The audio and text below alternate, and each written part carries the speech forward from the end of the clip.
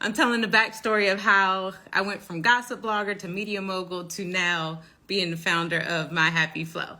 Um, but I went out to Arizona and I started studying nutrition, holistic nutrition. I also started studying hormone health because I was very interested in how I could prevent myself from getting my mom's breast cancer. And I was about 6 years from the age she was when she died. So it was like something that was in the back of my mind all the time. And that's how My Happy Flo was born. I can get into like the magic behind the ingredients and why we curated this supplement for with Black women and their health concerns in mind, especially when it comes to fibroids. But I'll do that on another live because this live is for Syrenia. She's social work bae. I wanted her to share her story of how she was able to go from being diagnosed with 11 fibroids to now she's fibroid free, and she did it naturally. So I'm super excited for her to come on and share her story. Okay, I think I do this, so bear with me. Oh, look at that. Look, girl, I'm proud of myself because I was like, I'm gonna get on here. I'm not gonna be able to hear her. How are you? I'm great. How are you? Good. This is like, yeah, we're busting the My Happy Flo live cherry here. So, and where are you located? I'm located in a very small town called Grenada, Mississippi. What? Okay.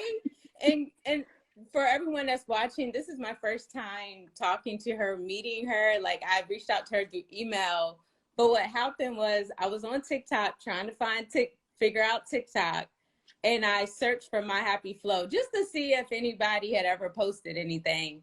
And I saw a video of her talking about My Happy Flo, but only got like a snippet of the story. So I had to go back through some of her TikToks and put the pieces together. And I was like, okay, when I come back from my break, I'm going to reach out to her. And then you wrote a review that mentioned that you were fibroid free, and you said that My Happy Flo, you felt like My Happy Flo played a role. So I wanted to hear just the whole journey of what made you even, what symptoms and what things were you experiencing to make you even go to the doctor and say, I need to look into this? Well, the first thing that triggered it, I had a miscarriage last year. So, that was the first thing that happened. I had a miscarriage, last March. I may get emotional, so y'all bear with Wow. me. Sorry to hear Um, that. I had a miscarriage in, March of last year. Went to the first doctor and, she was just like, that's probably because you just stopped using birth control a few months ago. And I was like, okay, that's it. And my cycle started getting progressively worse after that. So I was like, something is definitely wrong. And like I said, she didn't say anything about, treatment or looking into anything. She just said it was probably because I just stopped using birth control a few months ago, and that was it. So I started having migraines, body aches, back pain. I requested to work from home because I teach at a local college. So I had to request to work from home because I couldn't stand up for long periods of time. I had to basically lay in bed for the first 2 days of my cycle. And I couldn't eat, like I had no appetite. Like it just got progressively worse. And then in November of last year I had a second miscarriage. So that's what led to me going to several doctors. And I'm like, okay, like it's definitely something more than birth control. Like my body is not just going through this because I'm detoxing from birth control. So let me figure out what's going on. So again, I'm still having the same symptoms and nobody's saying anything. So I'm starting to research and look up stuff. I looked through my family history. I'm a social worker, so I'm looking through family history. My sister had similar issues and she ended up having a hysterectomy. So she had that like 10 years ago now. And she was in her 30s when she Oh, had wow. that. So I asked her about her experience and what she was doing. And hers were like progressively worse than mine. So I'm just like, I don't want to get to that point. So let me just figure it out. So doing research, and I'm like, okay, so let me ask this specific question: do I have fibroids? Do I have cysts? Do I have PCOS? Like, what am I experiencing? So having to ask those questions myself is how I found out I had fibroids. Nobody wanted to research it for me or try to figure it out to see what was going on. I had to ask the questions. Wow. So I think I saw that you mentioned you had to go to 3 different doctors. Like when you went to the first one, what did they do? Like, what did they do any testing or? I went to the first doctor. So again, I'm in a small town. I had to go to our state capital, which is in Jackson, Mississippi. That's where you go to get the best care. So I went there. That was my sister's doctor. So she had a good experience with this doctor. That's who performed her hysterectomy. So I went there. This was after I had the first miscarriage. So she was like, let's do a PAP and we'll go from there. And I'm already like, just a PAP? Like, that's all you want to do? And can you do a pelvic exam? Can you make me feel better? Can you do something? So she did a PAP. She did a pelvic exam. She did some blood work. That was it. Set me on about my way. Then I went to another doctor. That's my primary doctor. And when she was doing my pelvic exam, she noticed that my uterus was abnormally shaped. So I'm like, oh, what do you mean is abnormally shaped? Can you kind of help me out here? This is scary. Like, why did you just say it like that? And she said, it looks like something is impacting your uterus. And I'm like, okay, what do you think it is? She said, you might have fibroids. And I'm saying this as the conversation unfolds, like, she just said, you might have fibroids. And I'm just sitting there like, okay, so what's next? And she was like, it doesn't seem like anything too serious. You're having mild symptoms. You consider this mild? this right here is what I described to you, and you saying it's mild. So I said, I would feel comfortable with you doing some more tests because I understand that there are people out there with, more issues than this. Can you please do something to prevent me from getting to that point? And she was like, well, I can do a referral, but let's see how it goes first. Let's see if you go some more weeks, with worse symptoms before we go forward. So When she said referral, she means like a referral to who? to do imaging. So they don't Oh, do it okay. in-house. So I would have to go to get an ultrasound at another place, and I had to go some weeks before they felt like I needed to get that done. So yeah, I had to Wow. request this. So weeks went by. I had another cycle, no improvement. So I contacted them to let them know, like, hey, go ahead and do it. While I'm talking to the receptionist or the nurse, I'm not sure which one scheduled the appointments. I kid you not, she asked me, she said, well, how do you know you have fibroids? Because it's not in your chart. And I said, it's not in my chart. I just had a pelvic exam, and we had a whole discussion about this. We had my options and all of that. What do you mean? And she said, it's not in your chart. So who told you you had fibroids? I said, we had a whole Oh my goodness. discussion. Do I need to come there to discuss this again? I'm sure it's gonna be an office visit, but do we need to rediscuss this? Because I need this to be done. So this took 2 days. It took me 2 days to get the referral, and the referral wasn't even immediate. I had to wait a couple of months before I got the Oh my imaging. gosh. What? Yes. So this is when I started researching. My mother-in-law, she's a retired nurse. She gave me a list of foods to eat and list of foods not to eat. I was researching natural remedies to relieve the pain, all of this stuff. So this is when the holistic journey started. So I'm just like, okay, I have to wait months to even see what's going on. Let Wow. me start. So I started doing that part first. So the months went by. I went to get the ultrasound. I'm in there getting the ultrasound done, and she's just clicking away, clicking and dragging, taking pictures, and I'm not even counting, but I'm like, it's 30 minutes now, so she's still taking pictures, and I'm like, okay, this is not good. Can you can you give me a little insight? She's like, no, you have to go back to your doctor and they'll explain it to you. Oh my goodness. So, so I had to wait 2 weeks to get that, and I went back. They didn't even have the images. They couldn't even tell me. So I know I said 11, but it was at least 11. Mm-hmm. Wow. So I could have had more than 11. I don't know exactly what the sizes were because they didn't show me. She just told me this is what they found and this is what they saw. She gave me a rundown of my options. Of course, she said I could get back on birth control and it would alleviate my symptoms. I'm like, no, that's defeating the purpose because we're trying to conceive.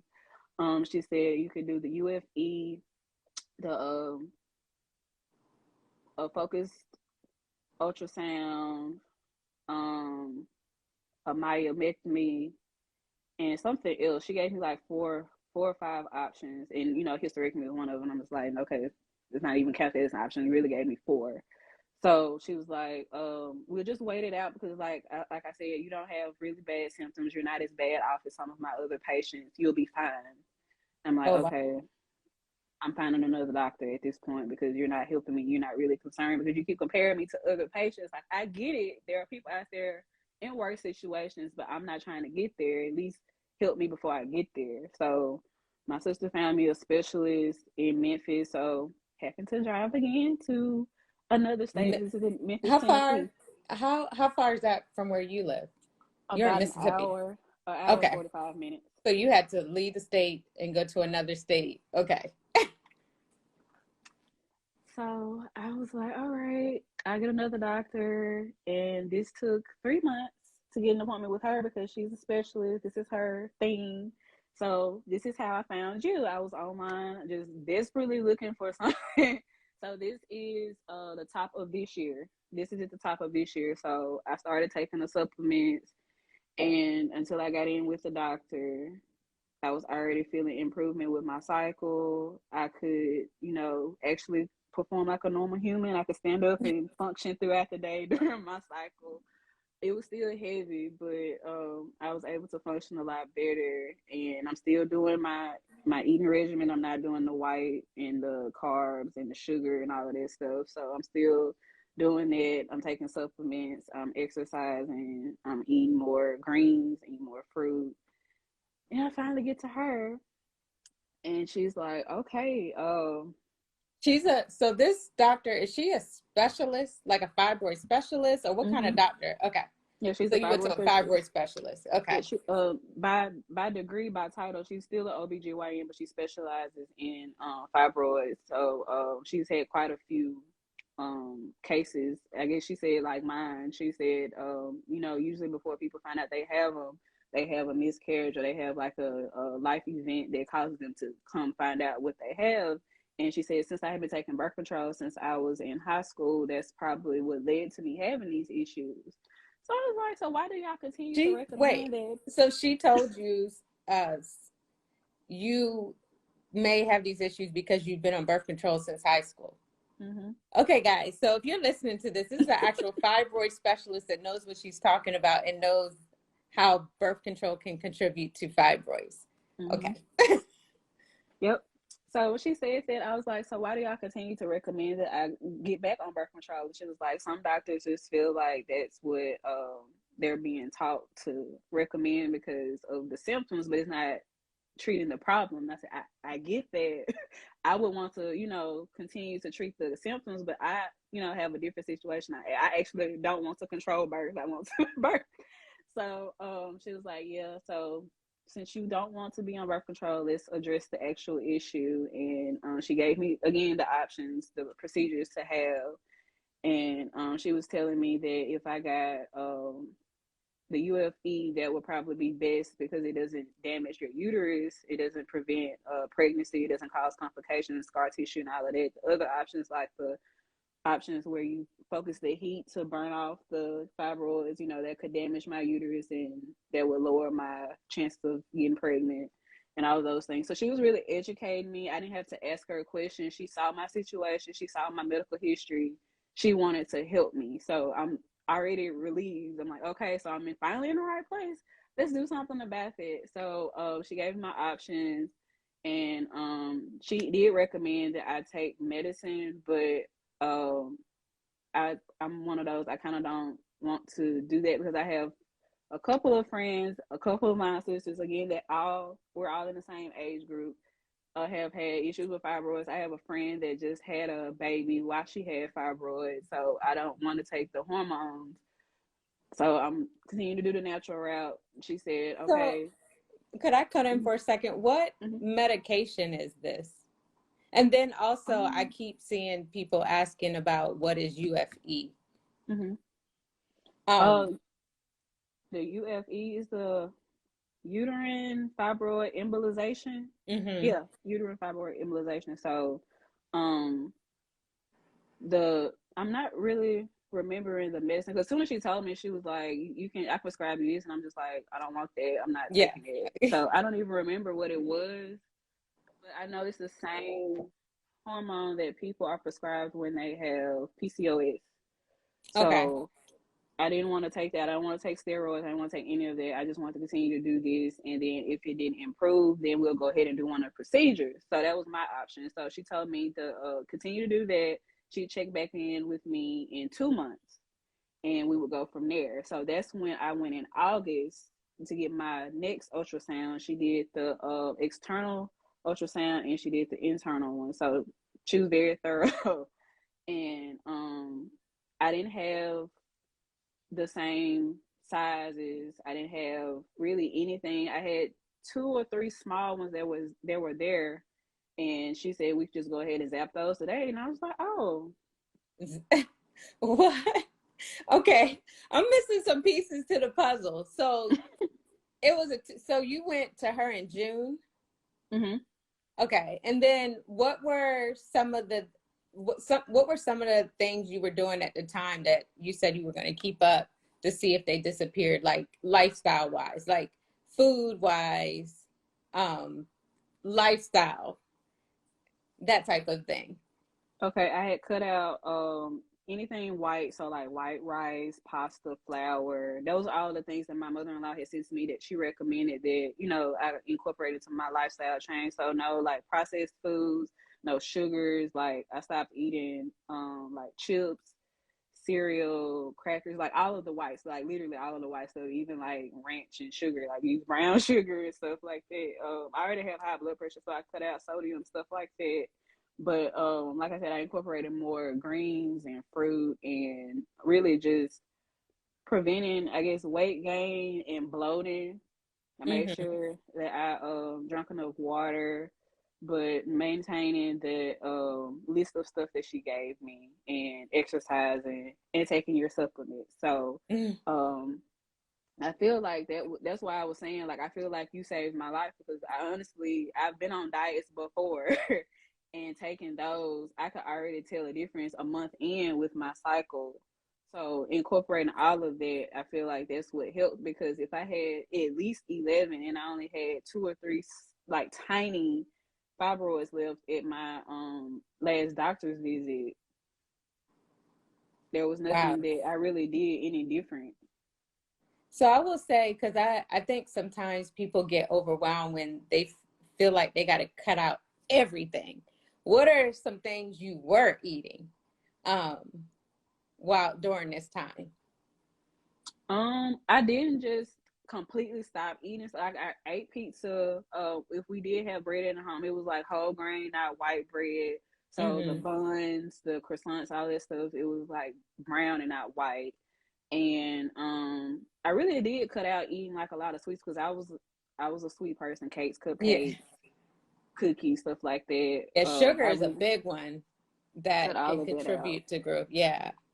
And juices, like I would love drinking orange juice, apple juice, lemonade, but I really just began to drink a lot of water and replace all of that sugary stuff because I'm like, okay, I'm already 30 and like my friends have 2 or 3 kids at this point. Can I just get one before I'm 45? Can I? So this was something that I just sat down and said I have to do this because I do not want a hysterectomy. I don't want to have major surgery. So if we can get the outpatient options, that's good enough for me. Let me get to the outpatient options, and that's good enough for me. So that's why I said I used all of the options except Yeah. for the surgical options. Like I used all of the options. So someone wanted to know, can you share the list given to you? Yeah, I can. I can go back and look through my messages because she texted to me, but Is mostly this just the cutting list that out your sister gave you? I'm trying to, is that what she's talking about? my Or, mother-in-law. oh, okay. Okay. Yeah, Perfect. yeah, yeah. But really, Okay. just cutting out like soda, sugary drinks, corn syrup, processed foods, baked goods, white stuff, white pasta, white rice, white flour, stuff like that. Yeah. So, oh, they say, wow, what's the name of the supplements? It's My Happy Flo. This is it. And I'll talk a little bit about the ingredients that are in it that helps. Because I'm sure, like you looked up estrogen and its role in fibroid growth, right?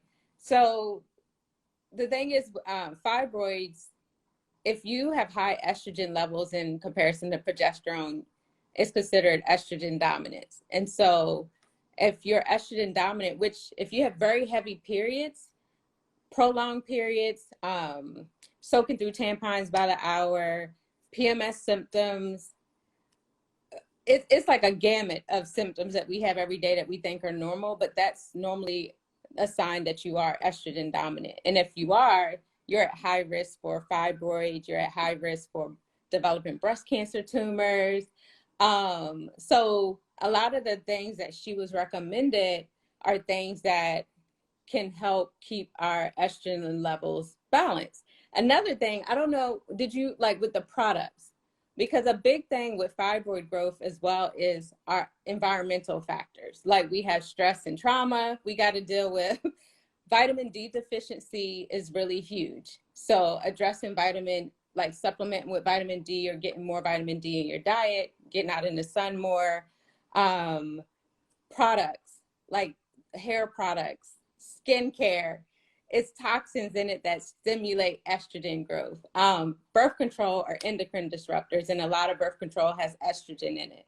So I have a book that I want, if y'all feel the need to, on Amazon. It's called Estrogen Dominance, Hormonal Imbalance of the 21st Century. The first two chapters blew my mind, but we're literally swimming in a sea of estrogen every day. And it's nothing, I mean, we could do things like cut things out of our diet, lower our stress or whatever. But at the end of the day, it's just everywhere, which is why we created My Happy Flo, because we do have two plant-based ingredients in My Happy Flo: Indole 3 Carbinol, which I would love for you guys to look up, and DIM, which helps balance estrogen levels. And so what it does is balance the good and bad estrogen, and it gets rid of excess estrogen in the body. So I could do a whole live on it another day, but I want this to be Cyrene.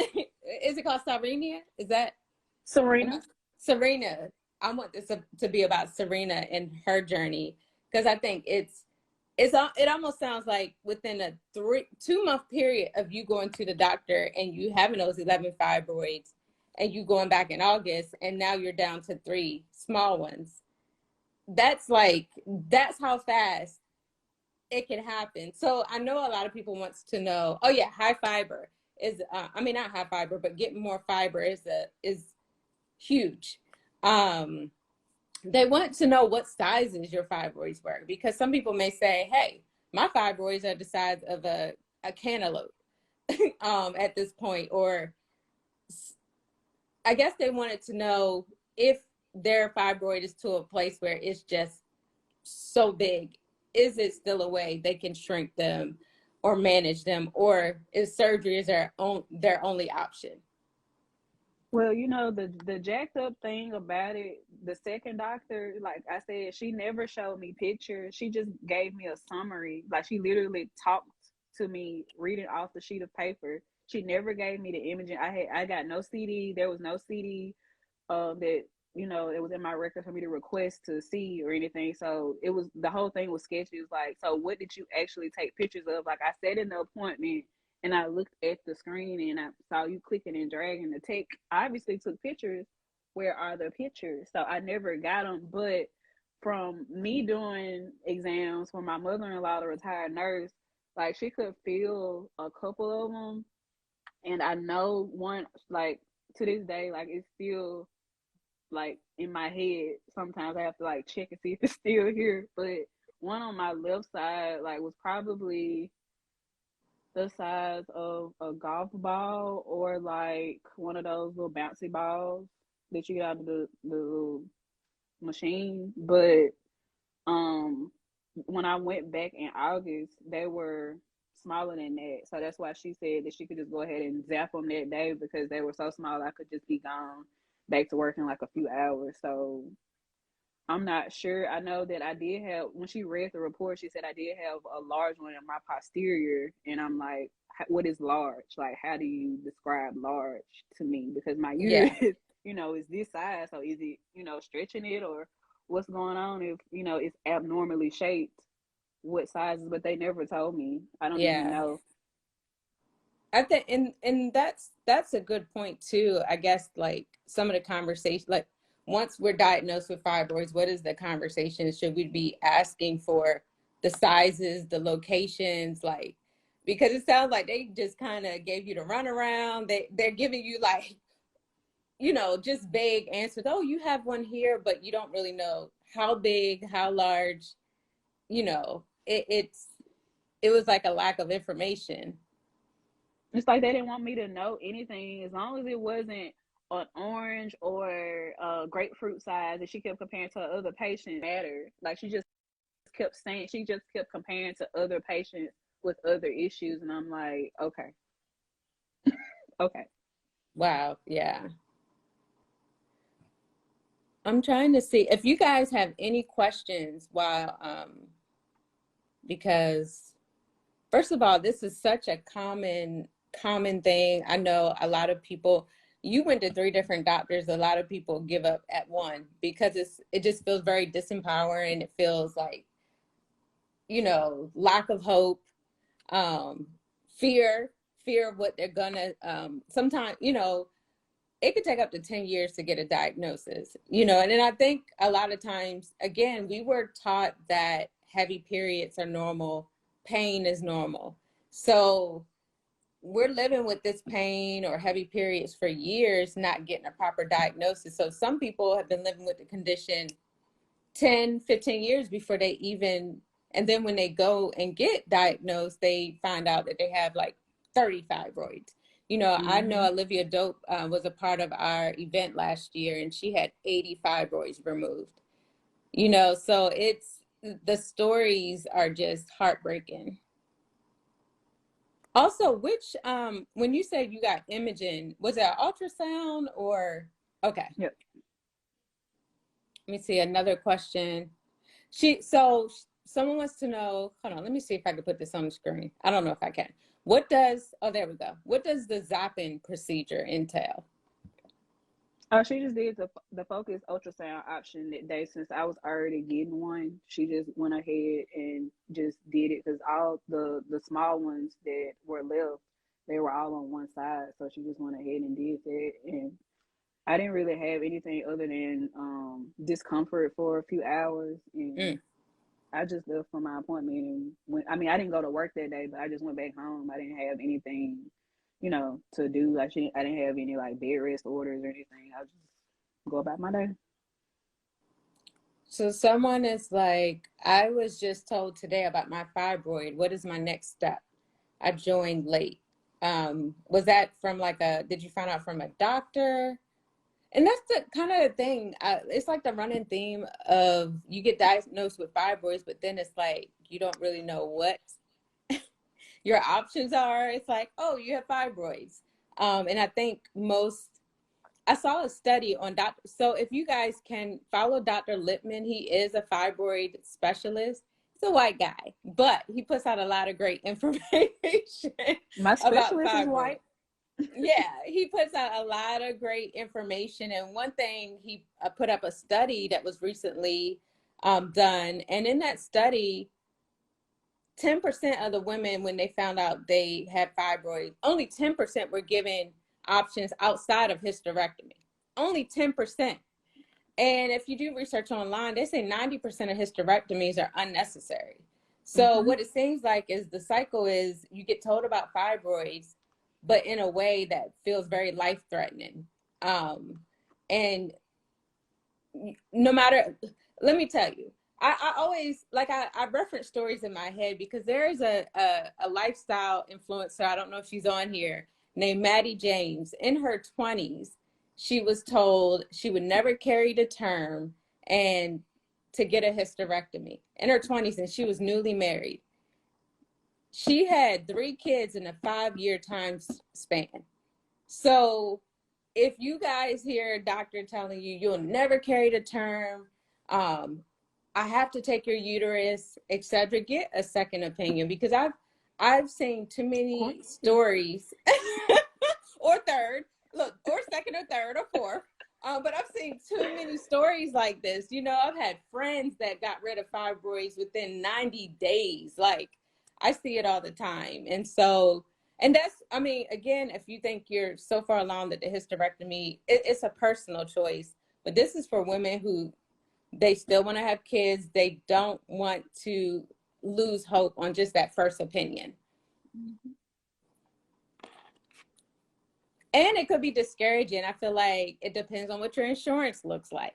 Mm-hmm. Because blood work isn't cheap.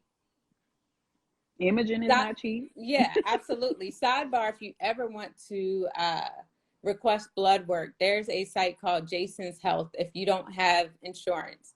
And you go on there, you fill out a little questionnaire of what your concerns are, and then they will recommend tests. And they're dirt cheap. Like you could get like some hormone tests done for like less than $100. And they send the paperwork to your local Quest Diagnosis. And that could be a start. Now you have to go find a doctor to, you know, discuss these test results, but at least that can be a start because again, blood work is not cheap at all.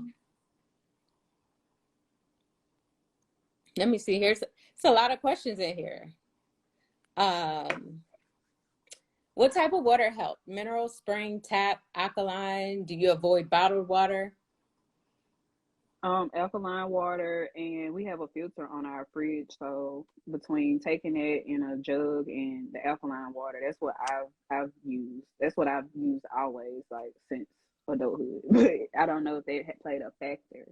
But I just always use filtered water. I've been, all right, hold on. My So I've been on My Happy Flo for almost a year. My symptoms are gone, but my fibroid has kept growing. It is 7 centimeters now. My doctor wants to do hysterectomy, but I'm scared. Just crossing fingers for it to shrink.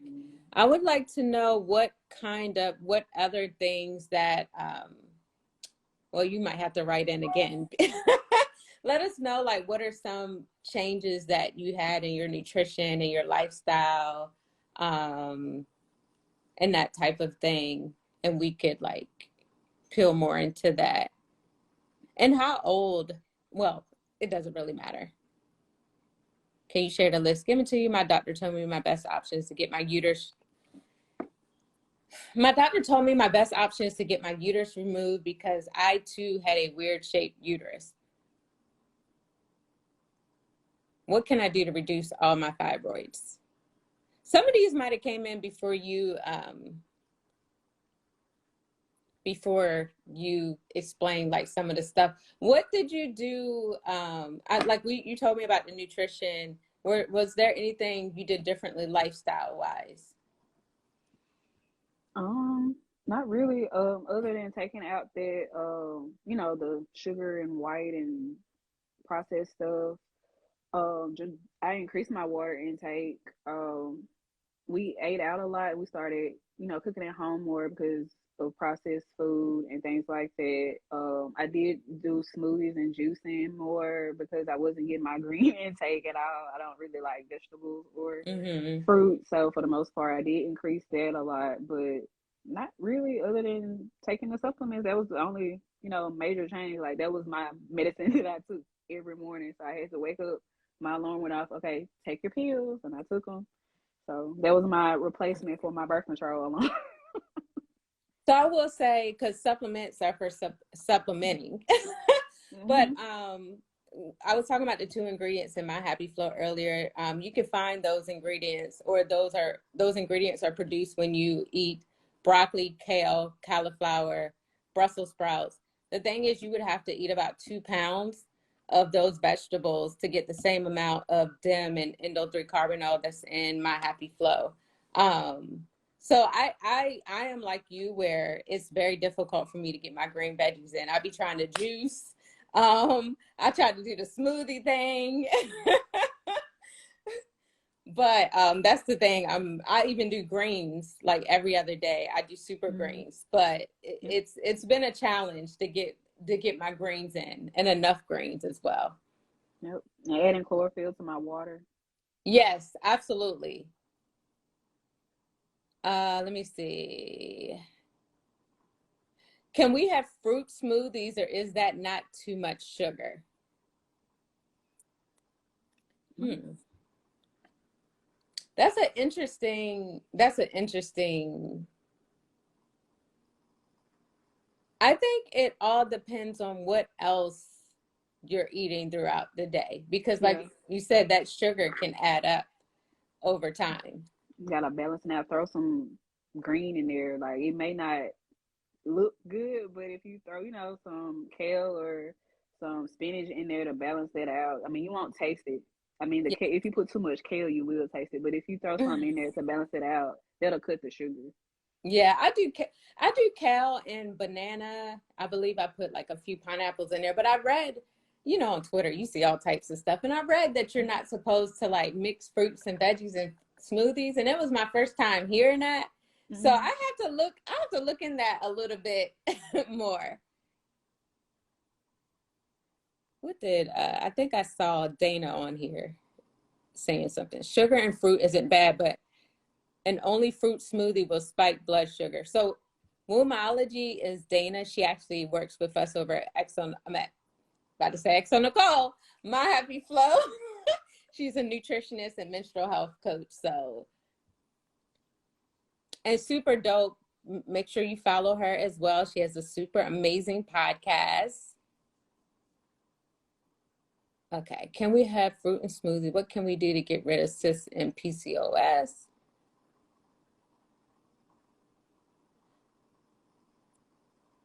So with cyst and PCOS, I know with ovarian cysts, those can grow with a abundance of estrogen in the body as well.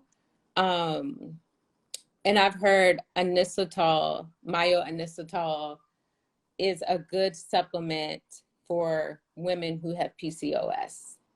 So if you can take a look at that, it's an all natural supplement that has worked wonders for a lot of the women I know that has PCOS. Please add her at to the chat. I think you guys are talking about Dana, and I'm Hmm. going to, there we go.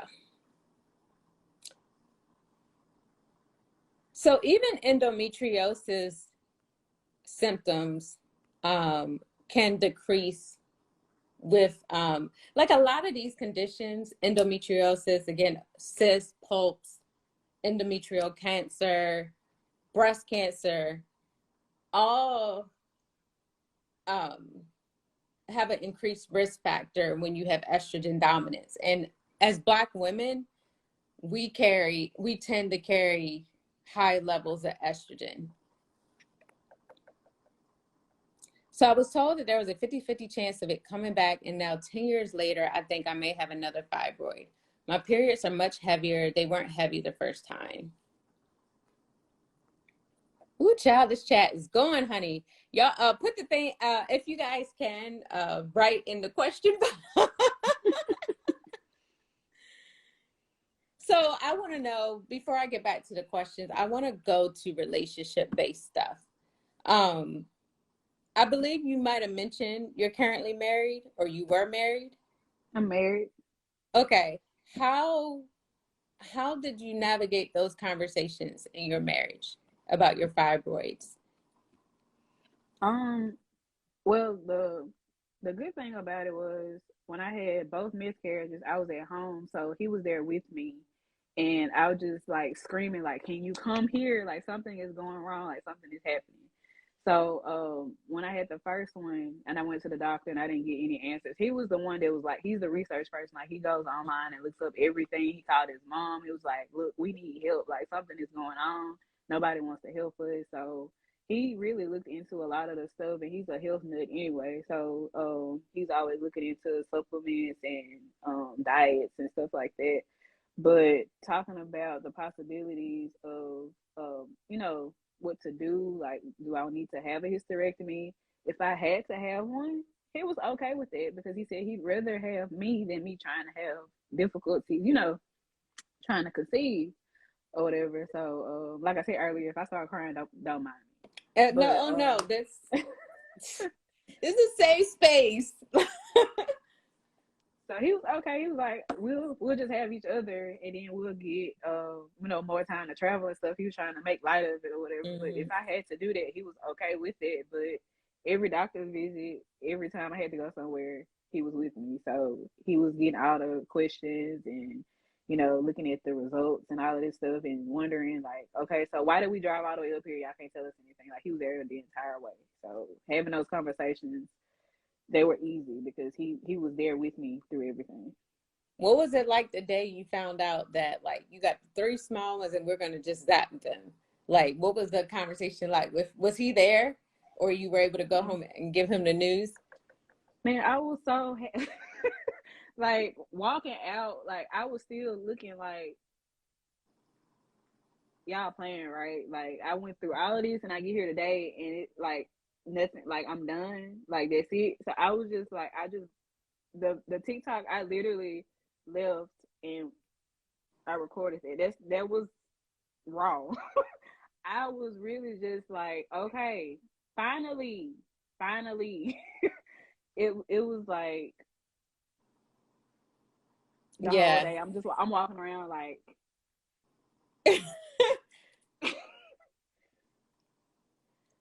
I'm gonna get the list from you so I can put it in. I'm gonna put it in the post.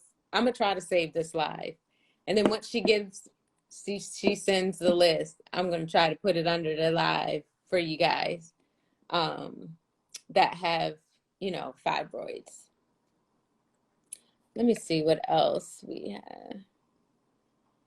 I remember reading on Twitter, a guy responded to a post of mine and said, "My wife is going through this now, and I feel helpless." So they really do like they feel the emotions around what we have going on when we found out about fibroids or miscarriages and things like that. And how do you think? What would you say? And women in the comments can answer this too. Like, how can a man, like if a man is watching this live, how can he best support his woman who is going through this with fibroids or heavy periods? Man, from my experience, he could just tell the way I was looking that I wasn't feeling good. Certain days he's like, "Your cycle here, huh?" And I was like, he's like, "Just go ahead and lay down. Like, don't even worry about it. Just go ahead and lay down." He would bring me food or ask me, "Do you need any more?" Because I would be popping like 800 milligram ibuprofen. They were doing nothing.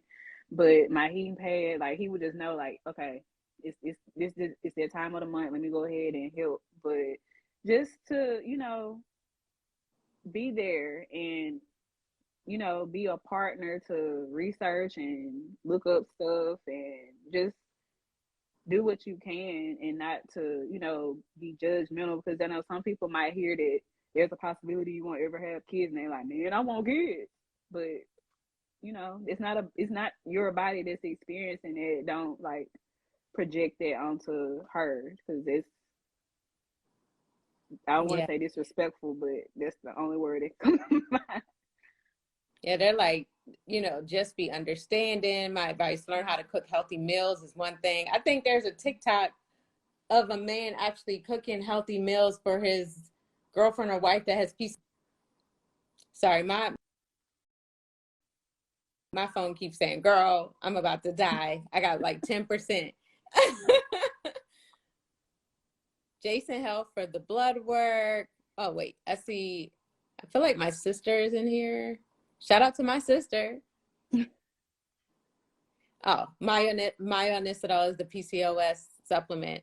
So we're going to see something real quick. Hold on. Okay. I feel like someone was requesting to join. That was going to be neat. I mean, look, I'm popping my ID Live cherry, like adding 3 or 4 people in here. That would just be ambitious. Okay. And let me see if there's any other questions. It's a lot back here.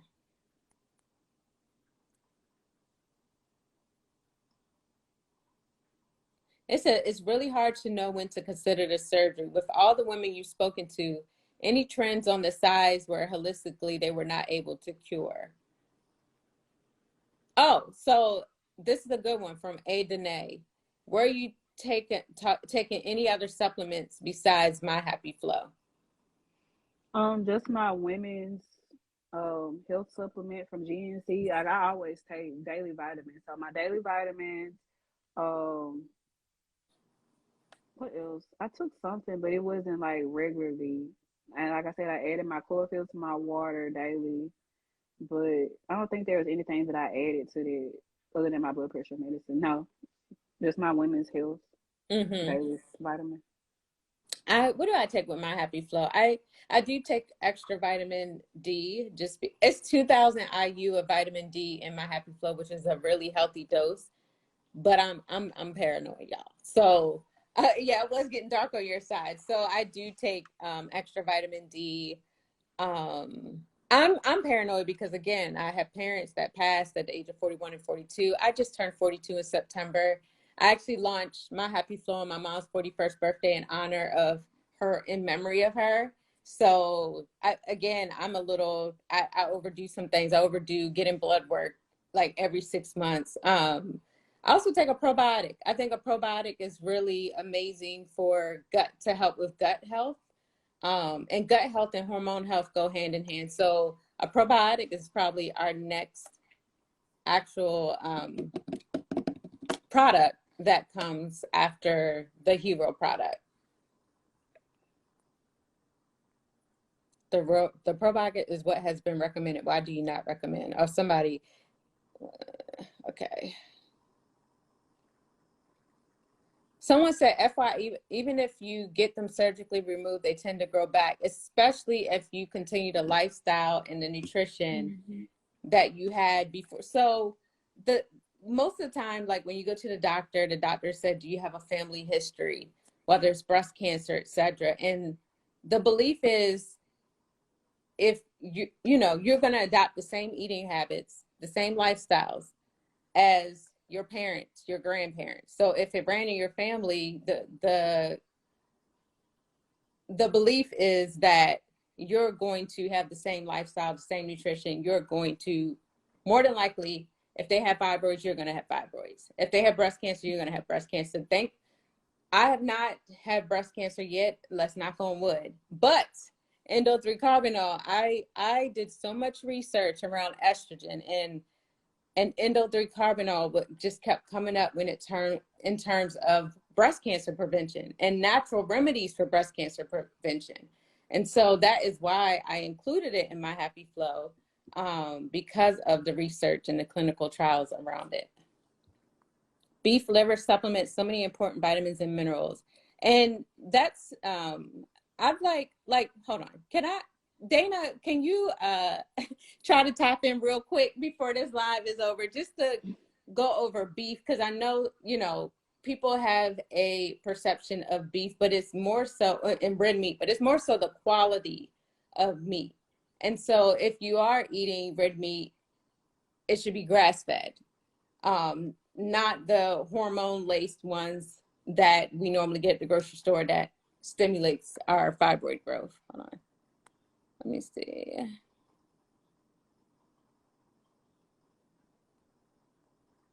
Ooh, it's a lot of questions back here.